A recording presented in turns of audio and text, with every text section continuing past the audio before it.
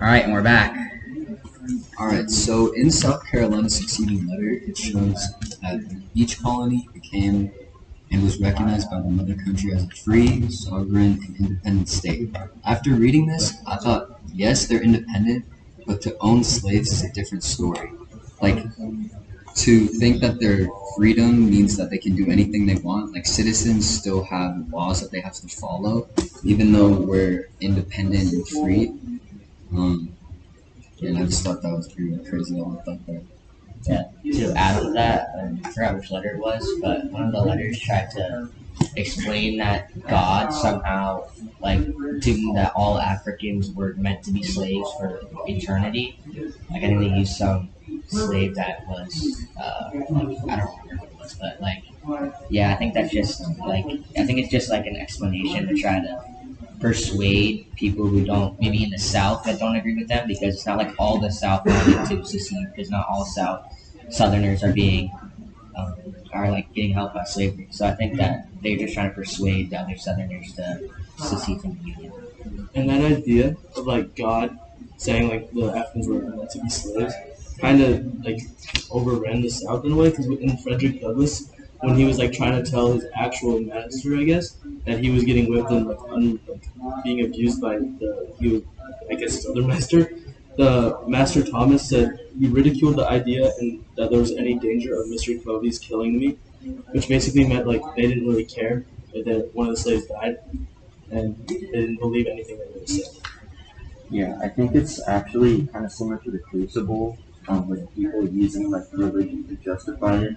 Like in the Crucible, everybody thought they were doing a good deed, because they're getting rid of witches, and people in the South thought it was okay to own slaves because it was like God made it like meant to be.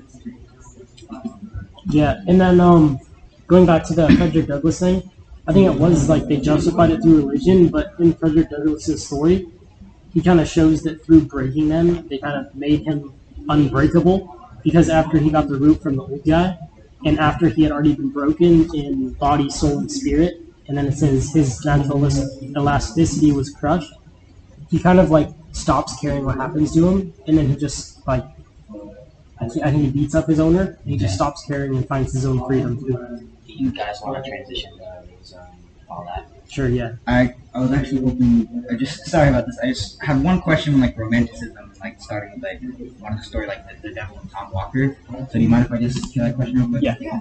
So in the story, The Devil and Tom Walker, the main character is set as a selfish and cowardly man in a romantic style story. Yet romanticism mostly focuses on a brave and selfless hero saving the day in good versus evil. Yet as for Tom Walker, he's taken to hell by the devil in sort of like an evil versus evil sort of situation. So what do you think made Washington Irving write such a unique set of characters in a plot like this? I think that like he really looked at the elements of romanticism. Like, for example, like in the story, I guess Tom Walker is kind of like the quote unquote hero of the story.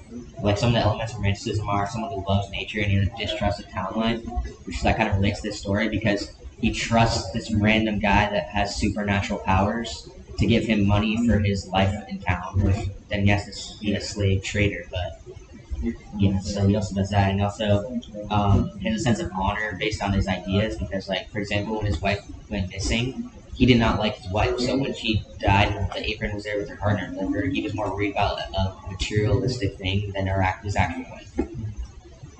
I think Irving was trying to like flip the romanticism like views kind of and make like a twist story, but also using romanticism like there is a big influence of nature, but there also is like a twist where the hero becomes like the villain, I guess, because he works with him.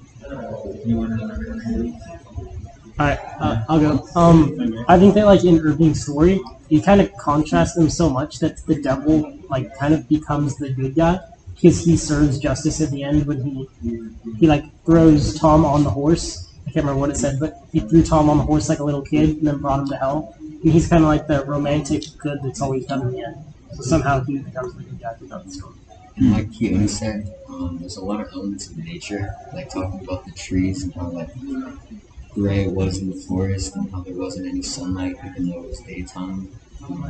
I just thought that was a big, spooky To add to what Mauricio said about how the devil kind of becomes the good guy, which makes sense because like when he first wins the forest, each name is carved with another name of some guy in the town who's like randomly disappeared, and he's like always been rich. So it's kind of like the devil is like serving like these greedy people like their destiny by ending up killing them, or if they're too greedy, killing them. And if they're not, then they get to live rich.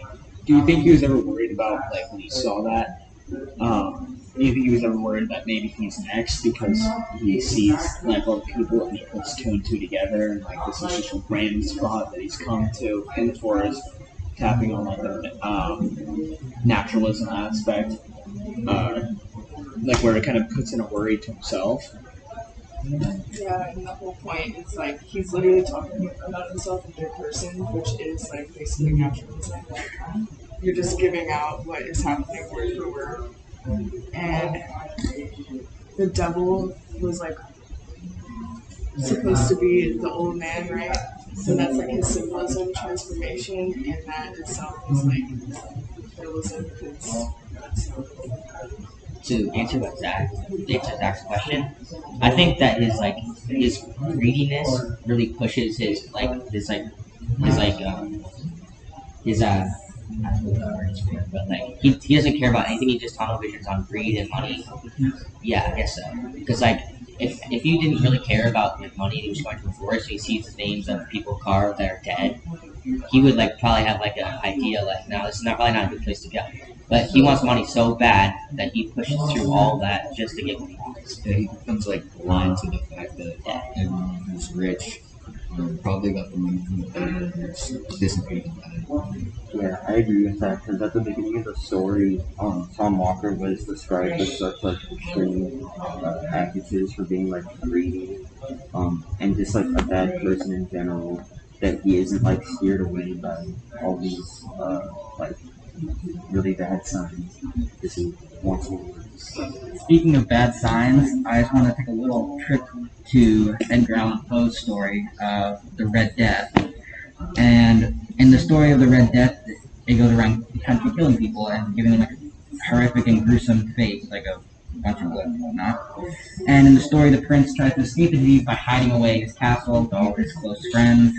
But yet, in the end, the disease gets them and kills them all. What kind of message do you believe Edgar Allan Poe is trying to deliver to the audience as us in like our daily lives? I think that he was trying to portray an idea of like no one can escape actual fate, and no matter how hard you try, and no matter what position that you're in, let's say you're like super high class, really rich, you can get whatever you want in that instant. That still doesn't affect you because you'll end up in the same place that the person that didn't have those kind of advantages came from. And it's, kind of saying like, don't you can strive to be someone that you can't, and it would make like an idea of that you will never be that person no matter how hard you try. You'll get in the same spot that you would have been Yeah. in the very beginning. And then along the lines of Poe too, I have a question. Do you think Poe would have been such a great Gothic writer if his life hadn't been filled with tragedies? Because like his mom died, his wife died, everybody died. Like, do you think that affected his writing a ton, and why? Or not? It definitely impacted his writing.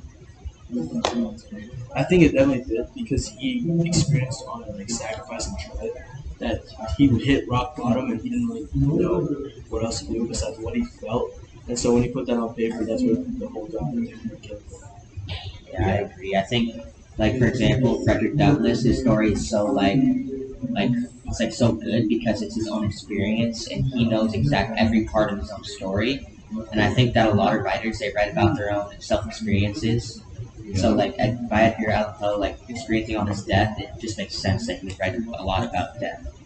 Yeah, I think if he never had these experiences, he likely would have never started writing like Gothic stories and horror like that.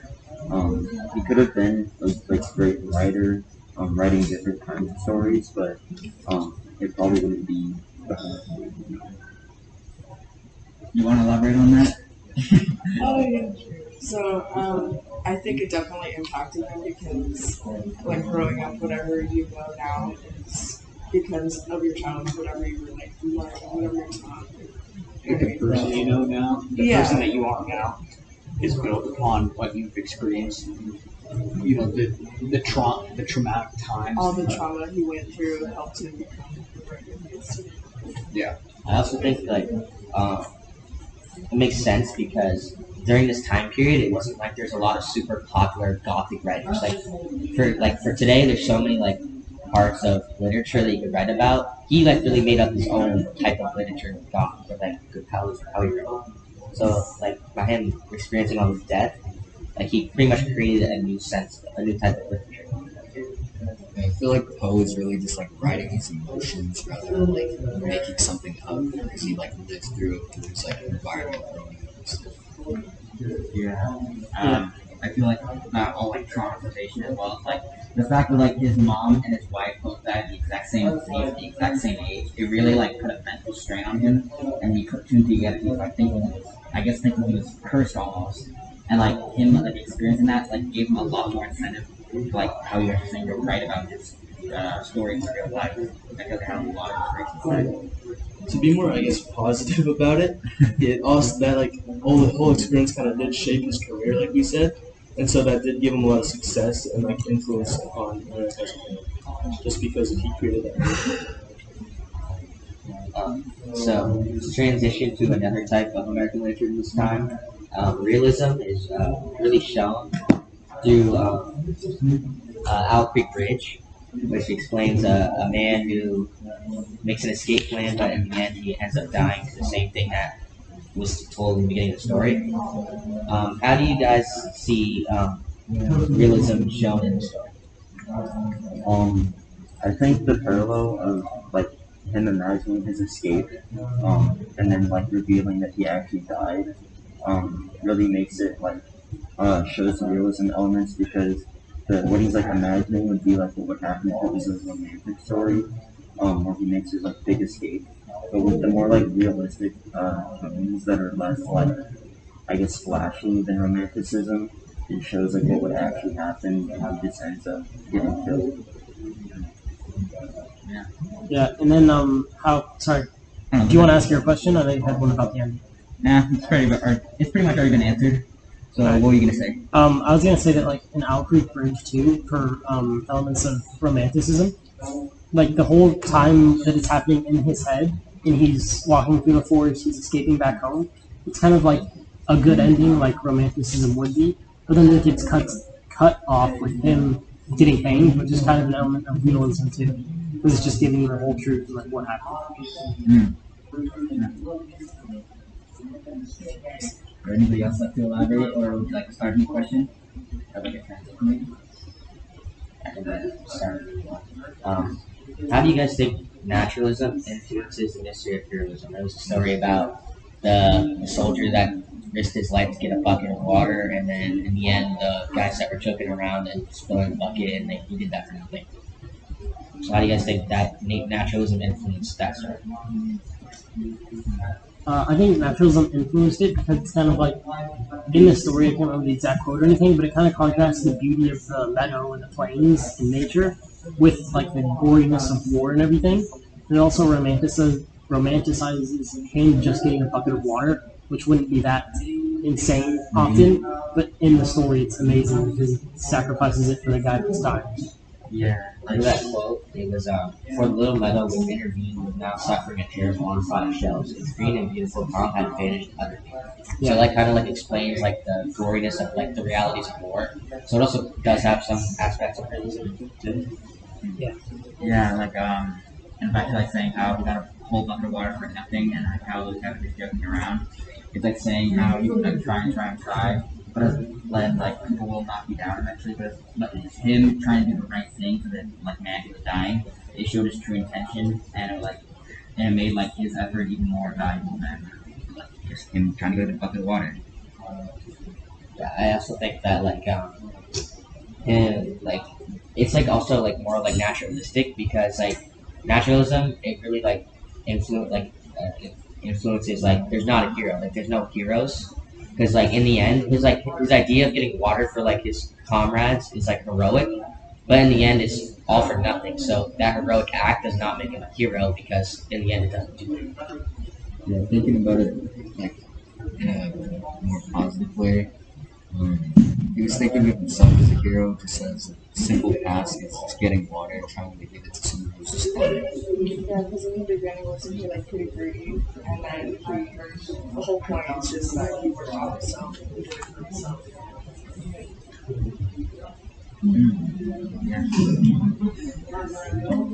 I actually have a question going back to the Crucible. But who do you believe was like the biggest antagonist in the story? Like, do you think Abigail or like was the most responsible? Abigail, I think it's Judge Danforth because even though Abigail is the one that started all this like commotion about he is a witch, he's doing this and that, Judge Danforth in the end is the one that is like he's the person of power. Like he is the power of all these people's lives, or if they're ending or if they're staying alive. So like even like you can have accusations all the time, but in the end it's the judge that's the one that says, yeah, I believe her and I'm gonna hang you. yeah, and he's the one who decided all the deaths and the names. And Abigail is like 16, right? She'll have like a whole adult's perspective on the situation. I can see both points there because one Jordan Danforth did like continue it, like he kept asking more for more people, but at the same time Abigail also continued it with like accusing more and more people as Jordan Danforth like kept retaining. Yeah. So I feel like both of them had a big antagonist, but like Abigail might have more just because she started it and then kept continuing. I have a question about Judge Danforth. So you guys said you thought he was the bad guy because he like wants to find everybody guilty. Why do you think the judge was so steadfast in his views of someone being guilty? Like, why do you think he was absolutely convinced there wasn't one? I think it was because of him trying to like being perceived as like this high mighty power, like the savior of Salem, as like coming to their aid, getting rid of all like their witch infestation, and like becoming a hero to them. I feel like it would be boosting his ego as well as his reputation. Like it's just that whole theme just comes back once again of like him trying to uphold a reputation, and like even if your little evidence presented, it gives him like this whole fling of like killing all these innocent people just because he's trying to boost his ego and be like this whole messiah or whatever. To add to that, I think that he also had just like a bit of false knowledge because like I forgot what part it was, but like towards the end, they brought in Proctor's wife, and if she like because she's always told the truth, and if she like stated that John did not have an affair with, or she did have an affair with Abigail, that he would be set free because it would show that Abigail was lying. But for the first time, she lied, trying because she thought she was going to protect Proctor. So I think like in that case he kind of like he was like okay with like letting it go, but like after that point I think he was just too far in and just had to do what the town wanted. Kind of like where he was building on himself and creating because he didn't want the town to have so much trust into him in the very beginning, and then him to be proven wrong to where then the town like sees and it just creates a whole bunch of chaos against one person. And create a whole bunch of chaos in general because what someone believes once was true isn't true can really tarnish what is actually believed in the end. I also believe the legal system and how they approached the trial was very much their fault because they like explained it in the story that since like this these like witchcraft events can only be like seen by one person, they just have to go off like what the victim says because nobody else can like see their spirit attacking them or whatever. So the approach was like having to prove yourself innocent when there's no like actual tangible evidence, since it's all like spirits and stuff like that. I think caused a lot of the people to go. Like they didn't have like a firm evidence behind everything, so they were just kind of going by word of mouth and a sense of like whistleblowing. Yeah. Like someone says something that isn't true, but then it kind of comes back on them in a sense. Yeah, it kind of seemed like the whole court was built around instead of innocent until proven guilty, guilty until proven innocent. Especially like when Judge Danforth says, "Now hear me and beguile yourselves no more. I will not receive a single plea for pardon or postponement. Them that will not confess will hang." Like he's bent on he's bent on convicting someone, and he's takes the opinion that like everybody is guilty unless they can prove themselves innocent, which is the opposite of culture. I like what you said about like guilty until proven innocent, because that's like happens multiple times. The quote on like page 84 is like, "Why do you hurt these children?" That's not a very that's a very biased question. I feel like because it immediately takes the side of the hurt the children. Yeah, I'd like to add on that as well. Earlier you were talking about like how the justice system back then was like really faulty. So it's like if only one person could see it. I feel like if they had like a more modern system, that person would like not be taken seriously at all, and like thrown into a loony bin, just like put in an insane asylum. While the person on trial, yet they wouldn't get off scot free. They'd probably be like on I don't know, some sort of like probation. I feel like since like back then it was a lot more flawed, which made a lot more sense. Okay, I have a question about this. Judge Danforth really wanted to uphold his reputation, but Reverend Hale immediately, as he saw the evidence, decided to support the people that were being accused. Why do you think this is? I thought that this is because he realized how Judge Danforth was like trying to keep his reputation up because he was already so far in, like as we were saying. But I feel like he really just wanted to help the people that were being accused of these things. I think the Reverend's view mostly came after they had visited the Proctor's house and he had seen how they took the like needle inside the doll as like hard proof evidence that he's like 100% guilty. He saw that and like realized how corrupt everything is. That like it's just a needle in a doll, which is like an everyday thing. But if you look at it with like the intention of finding something, you'll like always find something just like letting someone for. Elaborate on that. I just wanted to add, like, in, like, I think it was in the movie, but Abigail tries to accuse someone else of being a witch. I forgot who it was. But he goes to, I think it goes to Paris and says this person is doing witchery stuff. But that person has, like, a strong, hard alibi. So, like, why do you think that, like, they didn't believe her that in that case, but everything else she was 100% like believed? I think Paris especially didn't believe, or Reverend Hale or someone. I can't remember what their exact name was. But they don't believe her anymore because they've kind of seen how corrupt the court is and how corrupt she is. And like it shows their character development throughout the story. Especially when Mr. Hale eventually is going among them that will hang and he prays with them. And he sits with Goody Nurse. But he starts to see the truth and stops believing like the lies and deceit and all like the mass hysteria that's gone on throughout the story. Would you like to elaborate a little bit? Or would like to? We all done? No, we all got 10. Just, I guess, one more question, I guess. Does anyone have a question that they've been wanting to ask for a while? Any free ones? No? What do you guys think Frederick Douglass's impact on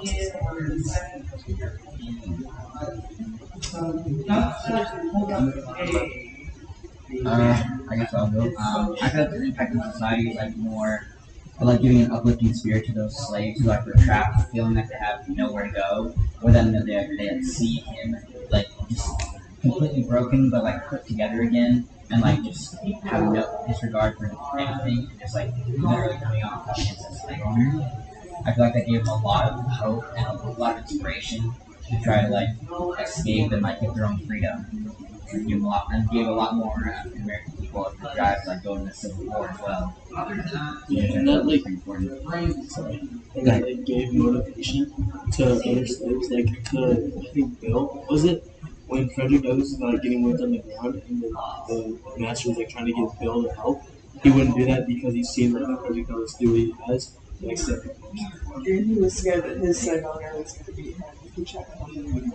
I also think like the impact on society. I think it didn't really affect the North or the South because like they're just hard stuck on slavery. Like they need slavery for their economy, they need slavery for their money. But I think it like in the North it really like opened their eyes about like these like conditions of like these slaves. So I think it like I don't remember like the time period, but I think it like boosted like abolition movements like towards the ending of slavery. Like during this time there's a lot of like parties that were like we need to abolish slavery right now, and that obviously led to the Civil War. Yeah. I feel like something that I took away from that story was that if you're facing something where you're just like beat down, you really just have to like kind of just man up and like punch that thing in the face, and you'll be fine from that point on. Because he didn't get like beat after he beat up his We're gonna be over here in the issue.